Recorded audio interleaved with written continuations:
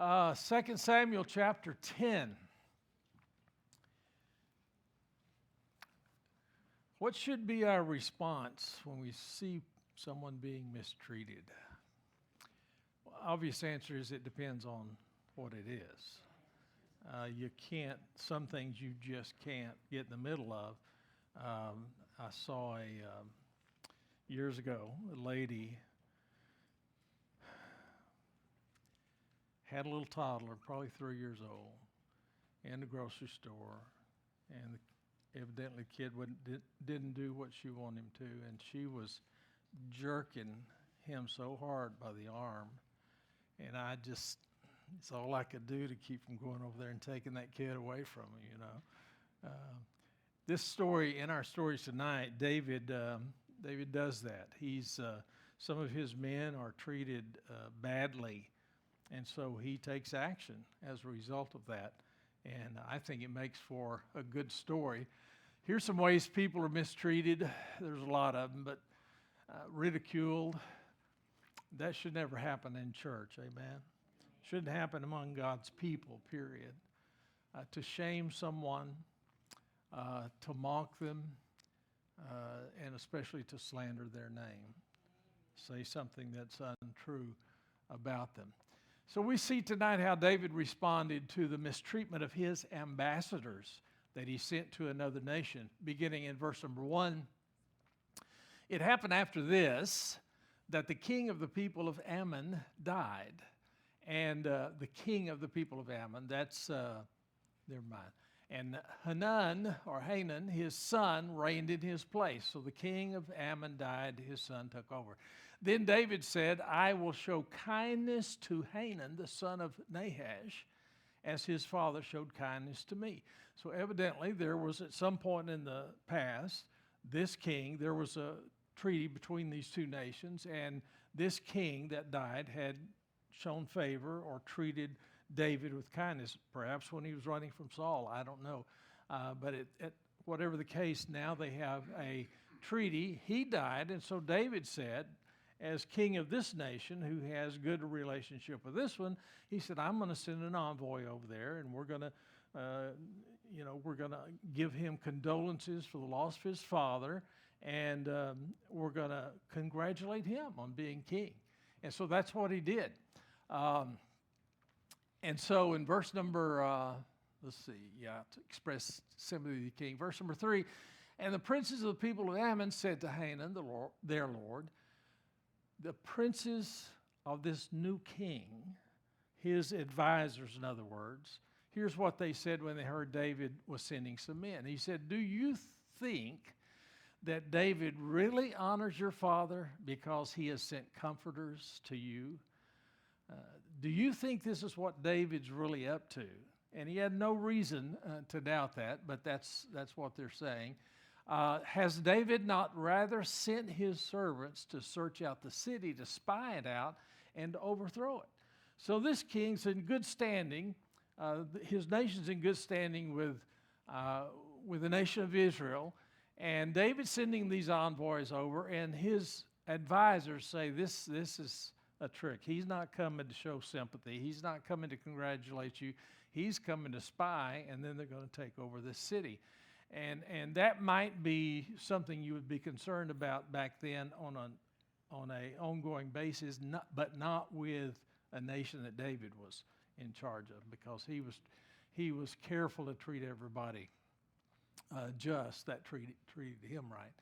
So verse 4 says, therefore Hanan took David's servants, shaved off half their beards, cut off their garments in the middle at their buttocks, and sent them away.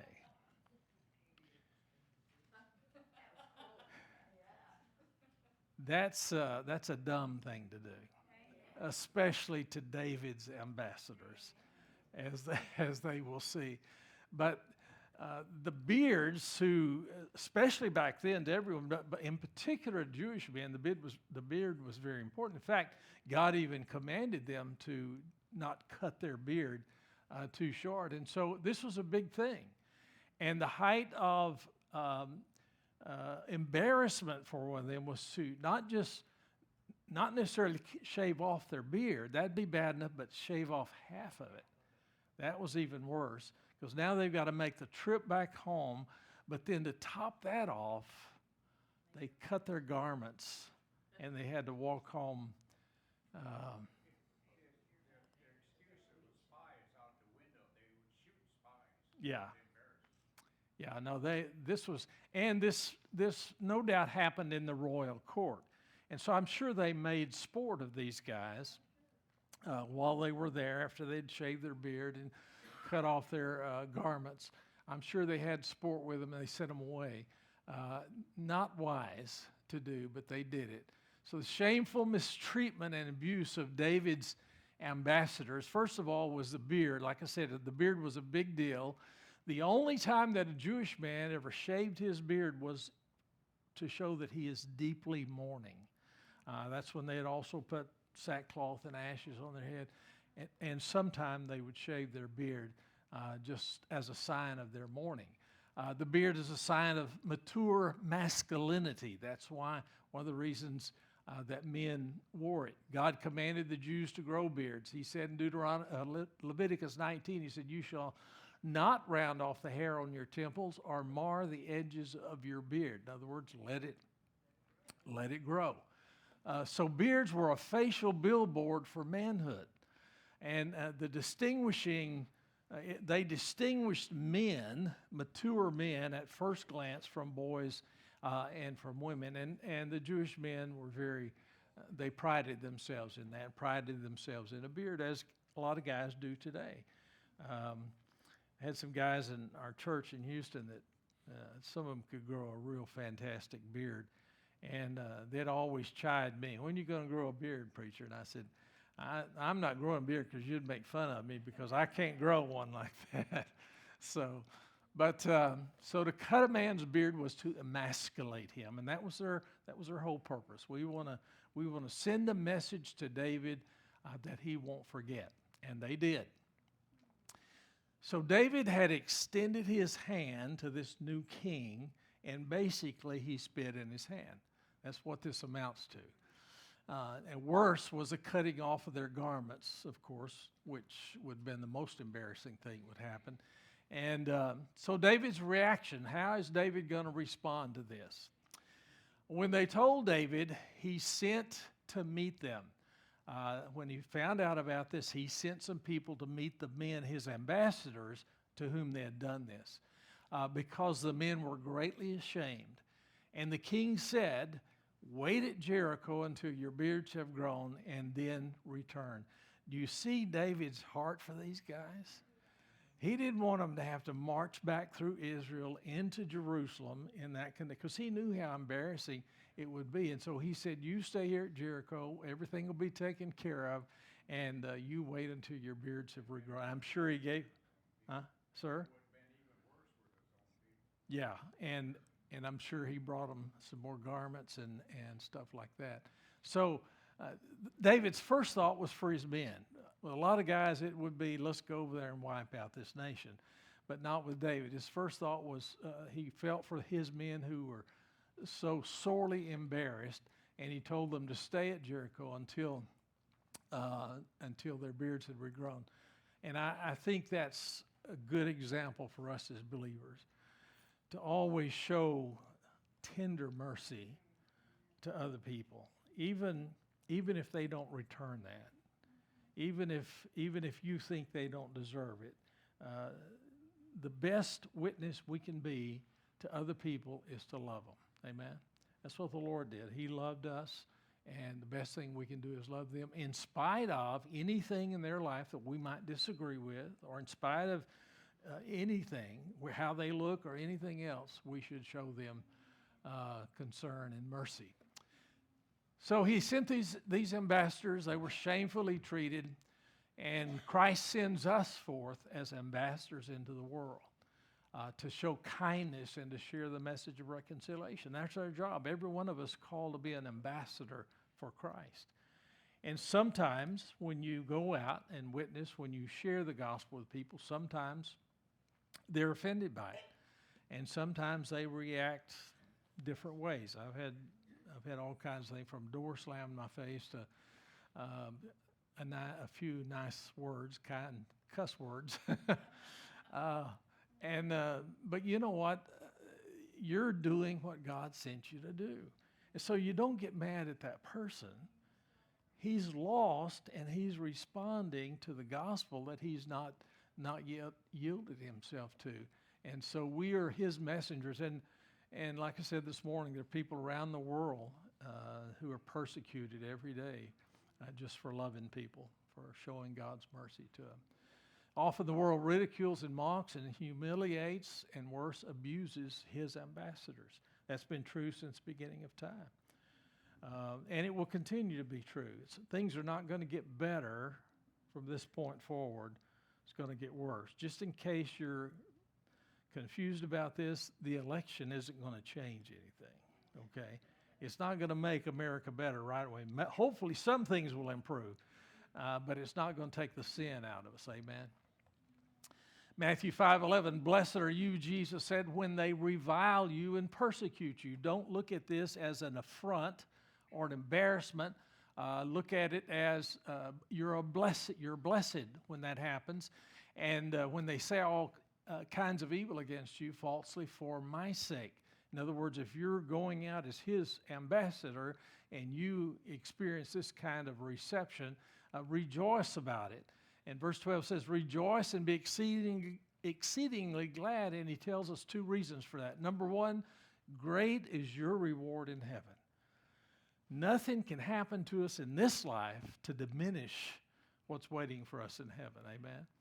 And so he said, your reward's great. Focus on that. Focus on your reward, not on your circumstances currently. And then secondly, he said, for so they persecuted the prophets who were before you. So in other words, he's saying you're in good company. That's the way they treated the prophets. And Jesus, as we'll see, he said, that's the way they treated me. 1 Peter 4:12, beloved, do not think it strange concerning the fiery trial, which is to try you, as though some strange thing happened to you. But rejoice to the extent that you partake of Christ's sufferings. None of us will ever suffer to the extent that Jesus did for us. Amen. And so there's no reason for us to ever, I won't say that. I start to say crying the beer. Where'd that come from? I think it was that country song that Steve played this morning. That's what it was. Yeah. Oh, strange things. Anyway, but he said, rejoice to the extent that you partake of Christ's sufferings, that when his glory is revealed, you may also be glad with exceeding joy. Our joy really isn't this life. It's the next life. And we're just living until he comes and takes us back to it. In John 15:20, remember the word that I said unto you, the servant is not greater than his Lord. If they've persecuted me, they will also persecute you. If they have kept my saying, they will keep yours also. So rejoice, he said. Either way, if people mistreat you because you're an ambassador for Christ, just rejoice because the Lord suffered. And you're partaking in his sufferings. He said the world's it hates me, it's going to hate you. And then the other thing to rejoice about is nothing can diminish the glory of heaven. Nothing we can experience on earth will diminish that. So verse 6, when the people of Ammon saw that David had made themselves repulsive, that they had made themselves repulsive to David, the people of Ammon sent and hired Syrians of Beth-Rib and Syrians of Soba and 20,000 foot soldiers from the king of Maacah, 1,000 men, and from Ishtab, 12,000 men. You think David was kind of upset? Look what it says. When they saw that they had made themselves repulsive to David, I'm sure that's exactly how he felt. You treat my men this way, you know, it's going to rain on you. Pardon me. And so he hired these Syrians. Those are mercenary soldiers, and that's what nations do. They do it today. Russia's got a big army of mercenary soldiers over there right now.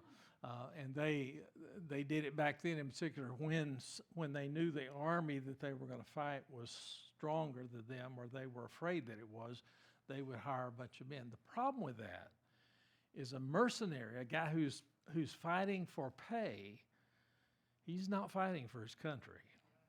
I mean, it's a different thing. His heart isn't in it. So these mercenary soldiers were hired by nations. Look at verse 7. Now, when David heard of it, he sent Joab, that's his commander, and all the army of the mighty men. Then the people of Ammon came out and put themselves in battle array at the entrance of the gate. So they said, you know, we've got this thing now that we've got all this army, this other army with us. So they set up their battle. They staged their battle at the entrance of the gate. And the Syrians of Zobah and Bethrib and Ishtab and Makkah were themselves in the field. So what happened here is the Ammon's, what's his name? The people of Ammon. They set up at the gate. They told the Syrians to get over there in the field, so David would come right in the middle of them. So they thought they had him in a sandwich, and between the both of them, they were going to be able to defeat him. And so that was their brilliant strategy to trap David's army. But here's Joab's more brilliant strategy. Verse 9, when Joab saw that the battle line was against him before and behind, I mean, how dumb did they think this guy was? David had some of the best intelligence of anybody back in that day. And so he knew what was going on. So, but the rest of the people, when he saw they were against him before and behind, he chose some of Israel's best and put them in battle array against the Syrians. And the rest of the people he put under the command of Abishai, his brother, that he might set them in battle array against the people of Ammon. So that they're not counting on this, but he's going to fight both fronts at the same time. And he said, if the Syrians are too strong for me, then you come and help me. But if the people of Ammon are too strong for you, then I will come and help you. Either way, we're going to win this thing. And then he said, be of good courage, and let us be strong for our people and for the cities of our God. And I love this, and may the Lord do what is good in his sight. You know, the only thing we can do is our best. All we can do is just do what we think is right and do our best, and the rest of it's in the Lord's hand. And that's basically what he's saying. We'll fight this fight, we'll do our best, but the bottom line is it's all up to the Lord, and may his will be done. Philippians 1:27 says, only let your conduct be worthy of the gospel of Christ, so that whether I come and see you or I'm absent, I may hear of your affairs, that you stand fast in one spirit, with one mind, striving together for the faith of the gospel, and not in any way terrified by your adversaries. They can't hurt you, which to them is proof of perdition. That is proof of their perdition. The fact, let me back up here, that you are not in any way terrified, you're not afraid of them, then that proves to them that they're in big trouble, perdition, but to you of salvation, and that from God. So he says, just be strong in the face of opposition, because it's all in God's hands anyway. If you lose, that's what God has for you. He's going to use that in your life.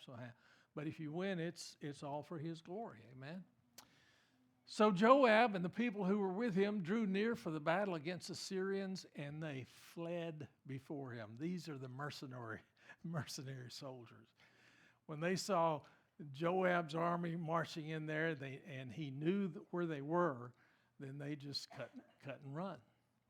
And so it was an easy thing. Verse 14, when the people of Ammon saw that the Syrians were fleeing, they also fled before Abishai and entered the city. And if I was David, I'd be standing outside the gate saying, coward, ha ha. Anyway, no, I would. He would. So Joab returned from the people of Ammon, and he went to Jerusalem. Now, let me back up there. This is important. If David had any inkling of an idea of attacking this nation, Joab would not have went home after this. Just because these armies run, he'd have just went in there. In fact, most kings would have done that. Even though they ran, he'd have just went in there and took over the place, and they would have been slaves to that nation. But he didn't. Joab returned from the people of Ammon and went to Jerusalem. So that should have been a huge message to these people that Israel's not your problem. Your only problem is you, and so, stop doing foolish things. Verse 15, though, here's how they reacted. When the Syrians saw that they had been defeated by Israel. They really weren't defeated. They ran. But when they saw they had been defeated by Israel, they gathered together. In other words, they're going to fight anyway. They're going to try to fight this battle anyway. So then Hadadezer sent and brought out the Syrians who were beyond the river, and they came to Helam. And Shobach, the commander of Hadadezer's army, went before them. And when it was told David, he gathered all of Israel, crossed over Jordan, and came to Helam.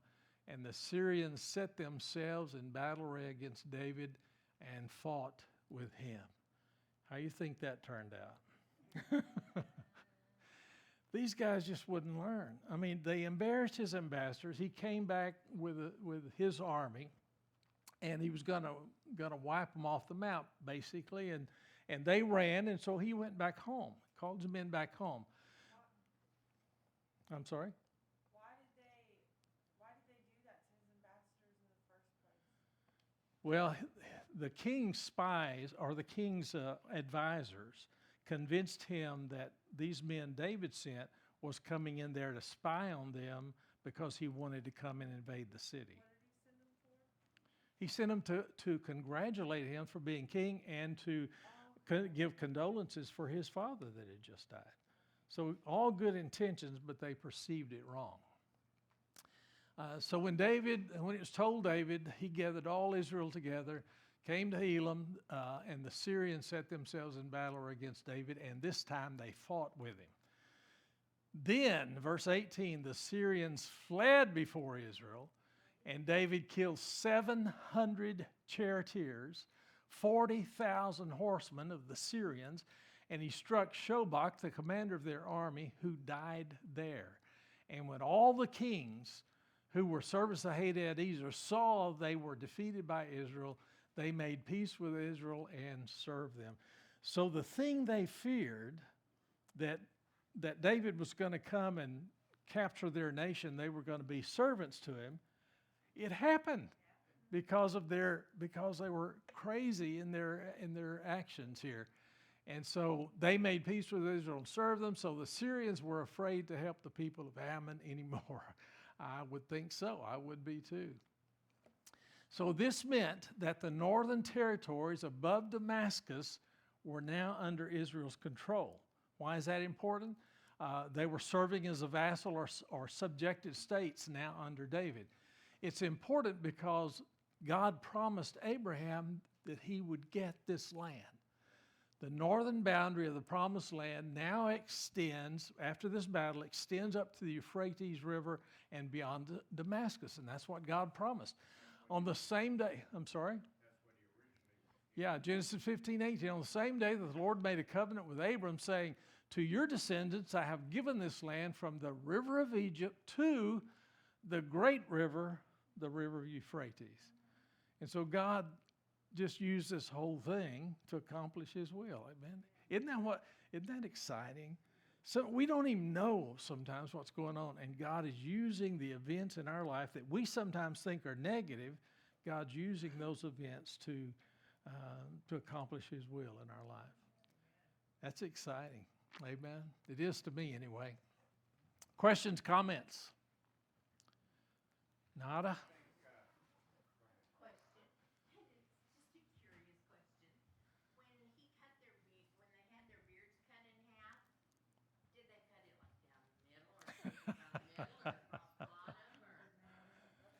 I'm sure they cut it in half this way.